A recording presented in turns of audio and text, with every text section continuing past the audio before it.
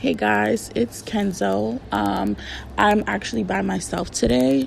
Me and Tiana were scheduled to record a new video today, but the weather, my kids' school schedule, everything kind of just was not allowing that today. But I still wanted to come on here and make sure I had a video for today. So really what I wanted to kind of talk about is what it's like being a single mom of color and dating. Now, this is a series that I plan on releasing multiple episodes. I want to speak with different women about their experience, how it is for them. But I kind of wanted to let you guys know from my point of view, how things are for me. So a little bit of a backstory. I am 26. I have 3 children, ages 2, 4, and 6. Me and their dad have been split up for about 2 years, and we were together for 9 years. So, I spent a lot of my time with their father, and I didn't have very much dating experience before him. And since we've split up, I have kind of dipped my toe into the dating world, and it has been terrible. To put it lightly, it has not been the best experience. I am kind of old school, I think, and I'm a romantic.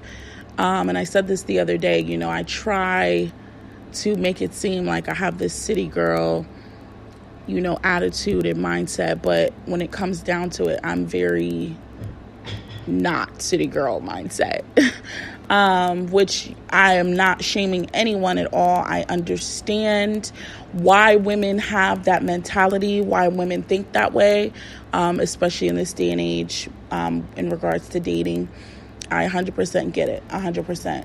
I'm just very romantic. I want to be romanced. I want to be courted. I want to be I want a man that worships the ground that I walk on. I feel like I deserve that, and I would give that in return. But yeah, so I think it's just very difficult dating, period. I am, like I said, 26. I feel like this is a very pivotal time in my life. I think I am going through a lot, and I think that the fact that I have children, that kind of changes the game for me. I just feel like I don't have time to mess around. Like, I don't have time to play games. I don't have time to bullshit. Like, I really genuinely want a partner. I don't want to play games on social media. I don't want to wonder if you're telling me the truth. I don't want to, worry about cheating. Like, I feel like that is just not something that every person needs to go through. You don't need to get cheated on. That's not like a relationship requirement. So, and I think cheating is just so childish. It's dumb. Like, at my big age, like, if I don't want to be with you, I'm just not going to be with you. Like, I don't have that mentality of wanting my cake and eating it too. Like, I think it's just selfishness at the end of the day, and I'm not a selfish person, so it's nothing that I've ever really struggled with. But yeah, I feel like, if you want to be with someone, you should be with them. And if you don't want to be with someone, you shouldn't be with them. Like, I think it took a lot for me to walk away from my previous relationship. I struggled because, like I said, I have 3 children. So it just, I don't know. It was hard, making that decision and deciding, like, I always aspired to give them a certain type of life. I always wanted them to be in a 2-parent home. I, wanted them to have 2 parents who were happy and in love. And, I applaud women who find the strength and the courage to leave situations that are no longer fitting them. I believe that, you know, with my experience and just having people tell me like, you know, you should just get back with him. You have 3 kids. No one's ever gonna, you know what I'm saying, treat you the same or love you the same or whatever. Like, it is hard to hear that. It's hard to have people tell me that I'm only deserving of the bare minimum. That was hard for me to accept, that people look at me and think that I only deserve the bare minimum. And I really had to stand up. I had to learn to stand up for myself and to fight for myself and like let people know, hey, like, no, I am worthy of a different kind of love. I am worthy of that. I deserve that. And I think it's important when you are going through the transition of separating, breaking up, whatever, and you have children, I think it's important to take time for yourself. Very, very important. And to learn to love yourself, which I'm still working on. I'm still working on loving myself, showing myself love and allowing myself grace. And really, I have been in solitude a lot. Like, I spend a lot of time by myself. And I think that's important. I think it's easy to use other people as a crutch. If you're constantly surrounded by other people, you don't spend any time by yourself. Someone's always up under you. And I'm not even talking about romantically. I'm talking about friends too.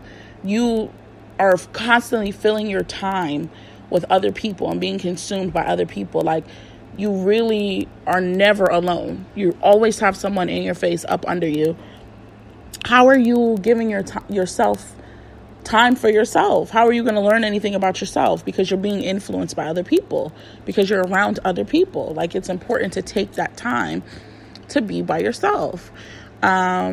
So yeah, I think that's super important. And that was super important for me. And that's what I have been doing, is just spending a lot of time by myself. I don't really hang out with my friends as much. I just fell back. I fell all the way back. And it's been good. It's been very good for me and my mental health.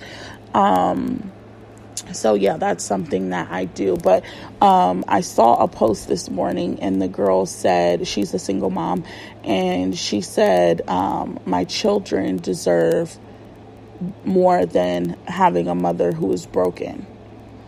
And that really resonated with me, and that really, because I'd been wanting to make this series for a while, but that really pushed me to come on here today to kind of tell you guys like a little bit of my backstory and what I'm currently going through. But, you know, when I separated from my kid's father, I think I went through, I guess I still, you know, from time, I feel like grief it's a never ending thing. It's a constant thing. So, you know, at first I was grieving, you know,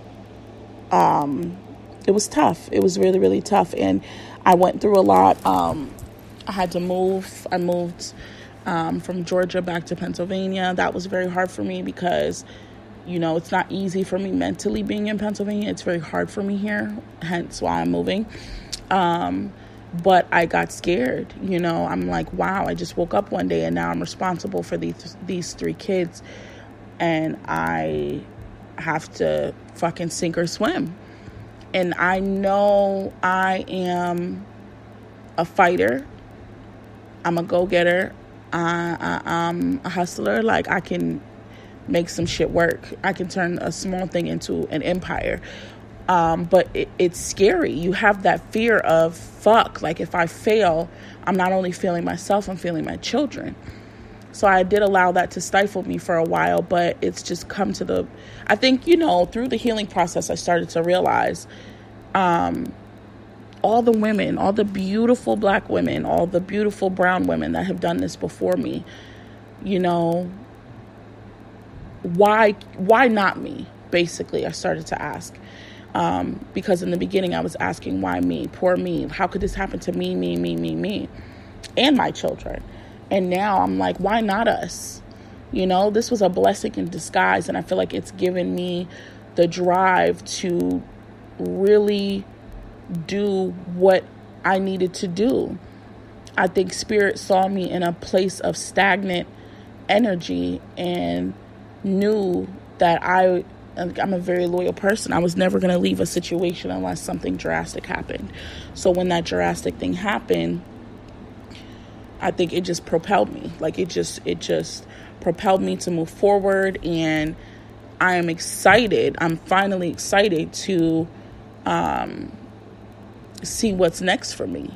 And that's in regards to relationships, that's in regards to work, business, my motherhood. Like I'm excited for a lot of different things. It really awakened me, and it's been a crazy journey, but I'm excited. I'm finally excited, and I finally can see the full picture and why things had to go a certain way to get me to where I am now.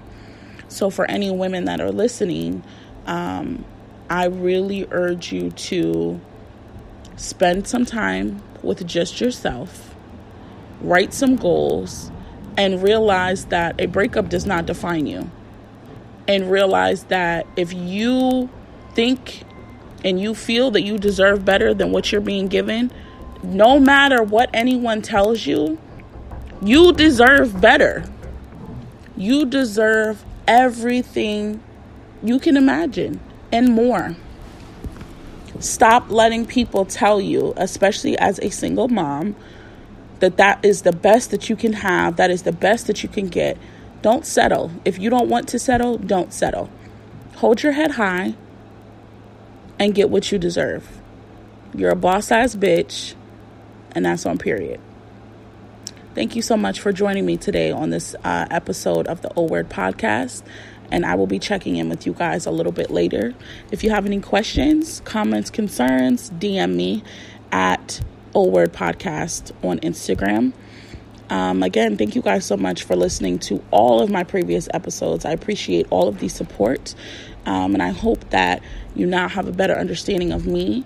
And I hope that you guys will tune in to the new episodes that I have coming up.